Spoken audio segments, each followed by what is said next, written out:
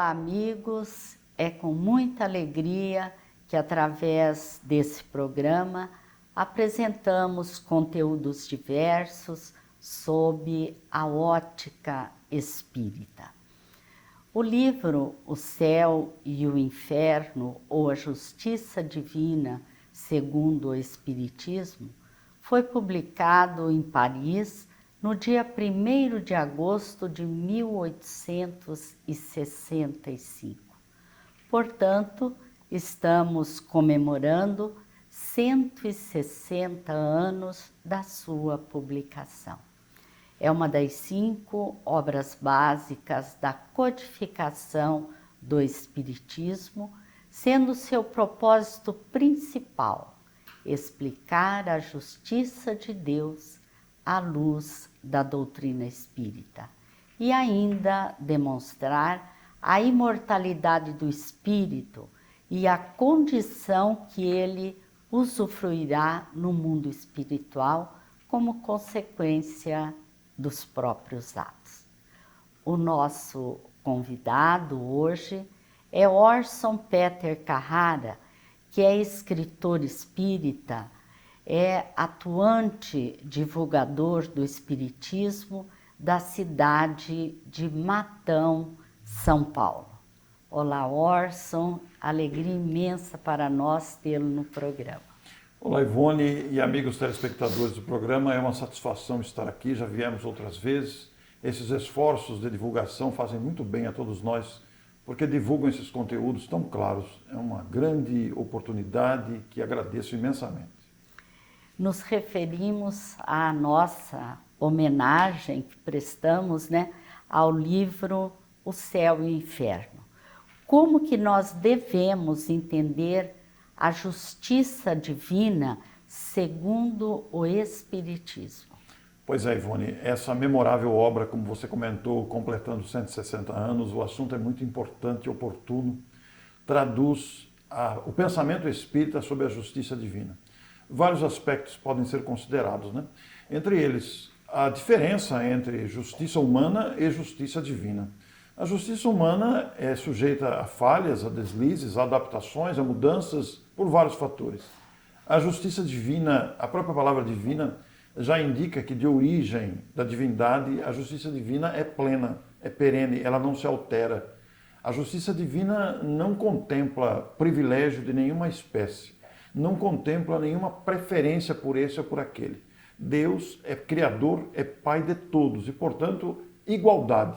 A grande característica da justiça divina é a imparcialidade. Deus não é parcial. Se Deus fosse parcial, não seria Deus. Então, para entender a justiça divina, nós vamos enquadrar essa expressão justiça divina dentro de uma imparcialidade e o próprio nome já indica, é uma justiça justa, porque ela considera todos os aspectos que motivaram infrações ou desrespeito à lei, mas também com outro aspecto. A justiça divina é misericordiosa, abrindo permanentes espaços para que as criaturas, os filhos de Deus, diante dos nossos deslizes e lesões, possamos recuperar ou reparar aquilo que não fizemos ou deixamos de fazer ou fizemos mal feito, prejudicando a nós mesmos ou ao próximo. Em síntese, entendemos a justiça divina como uma justiça de imparcialidade e de amor misericordiosa.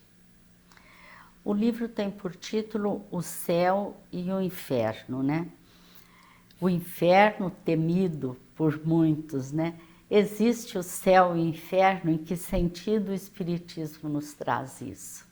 Pois é, essa é uma pergunta muito pertinente. O próprio título do livro, O Céu e o Inferno, era um assunto recorrente na época, de muita expressão, e que continua ainda na atualidade do nosso planeta com esta certa influência. Ainda existem criaturas que creem na existência do inferno e do céu.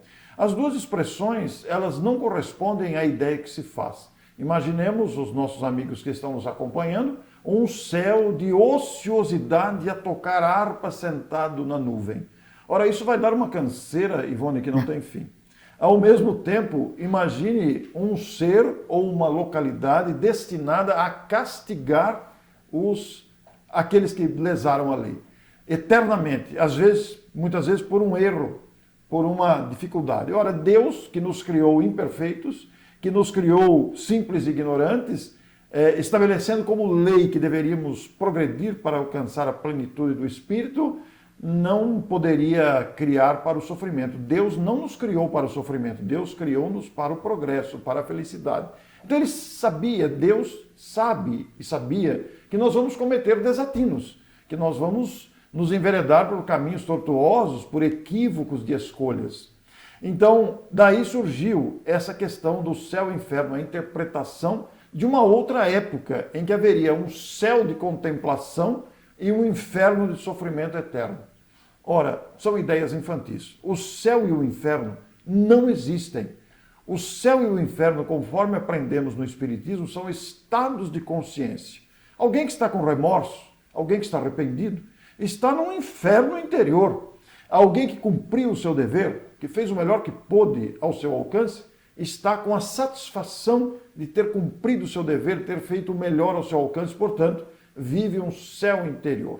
Então, o céu e o inferno são estados de consciência, não é um local, não é um local determinado, localizado para que as criaturas sofram eternamente ou se beneficiem eternamente de uma ociosidade. Aliás, com as condições que nós vivemos na Terra, quem de nós estaria habilitado para um paraíso de ociosidade sem fazer nada? Não tem cabimento. A vida é muito dinâmica e requer das criaturas que sejamos ativos, que sejamos trabalhadores do bem, até pelo próprio dinamismo da vida. E como que o livro entra nesse contexto?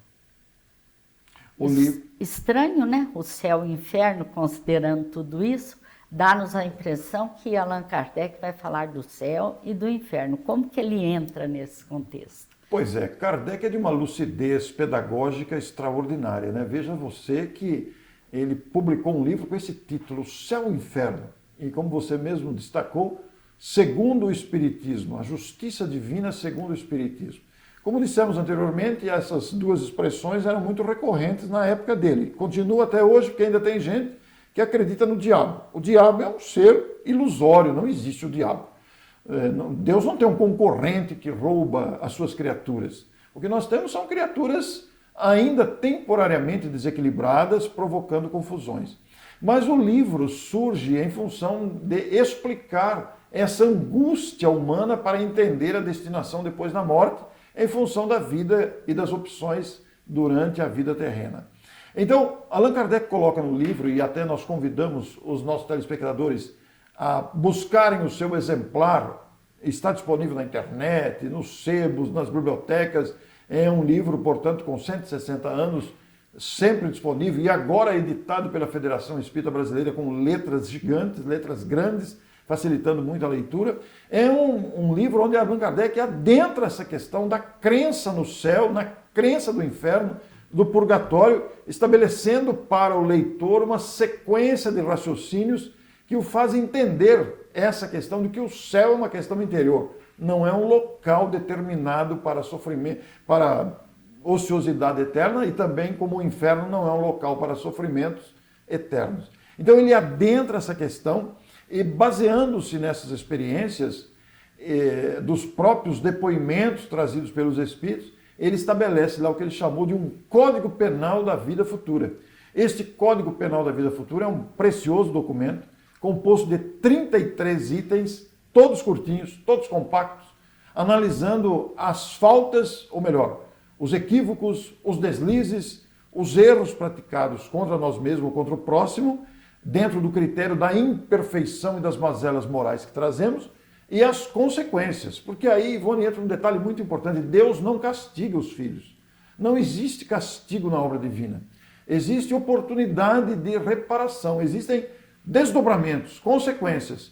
Todos nos defrontaremos, mais cedo ou mais tarde, com a consequência das nossas opções. Então, Allan Kardec, ele destrincha o assunto e oferece oportunidade de reflexão nesse precioso documento, que é o Código Penal da Vida Futura. Quando que é a vida futura? A vida futura pode ser daqui a 10 minutos, 1 minuto, daqui 6 meses, daqui 10 anos, 50, na vida espiritual e na próxima existência. Tudo isso é o futuro. Como é que estaremos na vida espiritual após a desencarnação? como é que estaremos com a nossa consciência em virtude das permissões que damos a nós mesmos de agir com leviandade, com agressividade, com desrespeito ao próximo? Ora, tudo isso vai criar um arcabouço de experiências interiores que vão nos dar paz ou vão nos dar angústia, arrependimento, tormento. Assim como existe o Código Penal brasileiro, que estabelece punições para infrações, existe o Código Penal da Vida Futura.